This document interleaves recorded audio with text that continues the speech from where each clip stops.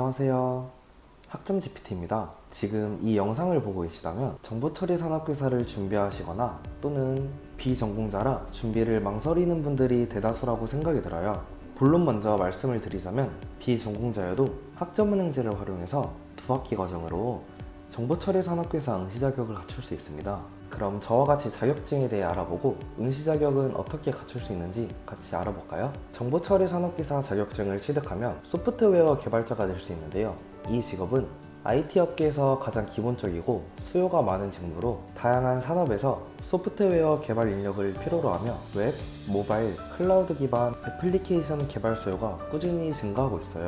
특히 경력이 쌓일수록 연봉과 커리어 성장이 유망하다는 점에서 높은 인기를 끌고 있죠. 프로그래밍 언어 학습 및 실무 경험을 통해 다양한 프로젝트에 참여할 수 있고 취업 시장의 진입 장벽이 상대적으로 낮으며 관련 직군의 일자리도 많답니다. 두 번째는 정보보안 전문가로 나아갈 수 있는데요. 정보보안은 디지털 트랜스포메이션으로 인해 보안사고 방지 및 대응이 기업의 최우선 과제로 떠오르며 정보보안 관련 법규 강화와 사이버 보안 위협 증가로 인해 수요가 급증하고 있답니다. 또한 고급 기술을 보유하면 높은 연봉과 커리어 성장을 기대할 수 있다는 점에서 관심이 쏠리는 직업 중 하나입니다. 이 직업은 보안 관련 기본에서 시작해 취약점 분석, 네트워크 보안 등 고급 기술로 확장이 가능하고 공공기관 및 대기업에서도 정보보안 인력을 지속적으로 채용 중이기에 더 높은 요구치를 기대할 수 있겠습니다. 이 두 가지 직무는 높은 수요, 안정적인 취업, 유망한 성장 가능성이라는 공통점을 가지고 있습니다. 본인의 흥미와 적성에 맞춰 선택한다면 성공적인 커리어를 쌓을 수 있을 것입니다. 이처럼 정보보안 전문가는 현대사회에서 없어서는 안 될 직업으로 꼽히고 있습니다. 특히 디지털화가 가속화될수록 보안사고를 예방하고 대응하는 역할이 점점 중요해지고 있는데요. 사이버 보안의 중요성을 가장 극명하게 보여준 사례가 바로 2017년 워너크라이 랜섬웨어 사건입니다. 이 사건은 전 세계에 큰 충격을 주며 보안사고가 얼마나 빠르게 확산할 수 있는지 경각심을 일깨웠죠. 워너크라이 사건이 뭔지 모르시는 분들을 위해 간단하게 얘기해 볼게요.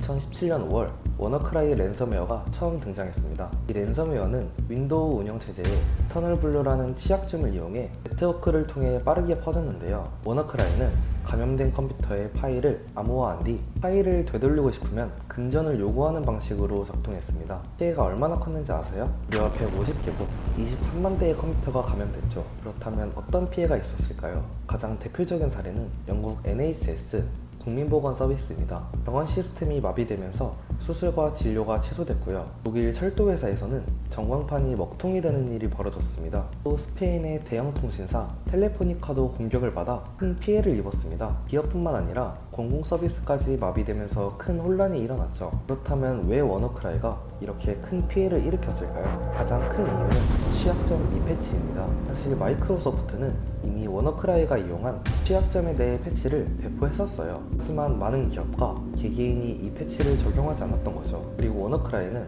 네트워크를 통해 스스로 퍼질 수 있었기 때문에 감염 속도가 정말 빨랐습니다. 다행히도 이 사건을 막아낸 숨은 영웅이 있었어요. 보안 전문가 한 명이 우연히 워너크라이의 킬 스위치를 발견했거든요. 이 킬 스위치 덕분에 워너크라이의 확산을 멈출 수 있었죠. 그리고 마이크로소프트는 긴급히 패치를 배포하며 문제 해결에 나섰습니다.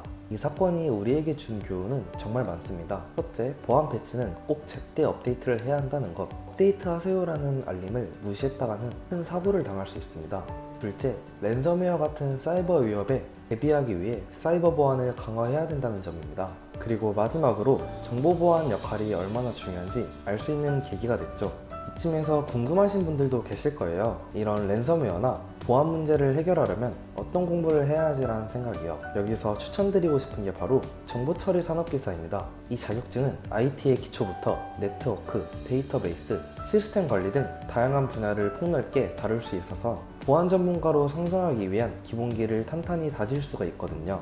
특히 정보처리 산업기사는 실무 중심의 내용이 포함되어 있어서 보안뿐만 아니라 소프트웨어 개발, 시스템 엔지니어링 등 다양한 진로로 이어질 수 있는 장점도 있습니다. 특히 IT 업계에 첫 발을 내딛고 싶으신 분들에게 정말 강력히 추천합니다. 오늘 이야기한 워너크라이 사건은 우리에게 정말 중요한 교훈을 남겼습니다. 바로 IT와 정보보안의 기본기를 탄탄히 다지는 것이 얼마나 중요한지 깨닫게 해주는 사건이었는데요. 그렇다면 이런 기본기를 어디서부터 쌓아야 할까요? IT 분야에 관심이 있거나 정보보안 전문가를 꿈꾸는 분들께는 정보처리 산업기사를 준비하는 것이 첫걸음이 될 수도 있습니다. 특히 이 자격증은 IT의 기초를 배우기 딱 적합한데요. 그런데 여기서 중요한 건 정보처리 산업기사를 응시하려면 일정한 자격 조건을 충족해야 한다는 사실입니다. 자, 그럼 이제 정보처리 산업기사를 응시하기 위해 어떤 자격이 필요한지 함께 살펴보겠습니다. 정보처리 산업기사 응시 자격은 다음과 같은 조건 중 하나를 충족해야 합니다. 첫 번째, 자격증 관련 학과 2년제 이상 졸업 또는 예정자. 두 번째, 자격증 관련 실무 경력 2년 이상 경력자. 세 번째는 학점은행제 41학점을 충족하는 것인데요. 이 중 한 가지만 충족하면 응시 자격을 갖출 수가 있어요. 오늘은 여기서 세 번째인 학점은행제를 활용한 산업기사 응시 자격을 갖추는 방법에 대해서 다뤄볼 거예요.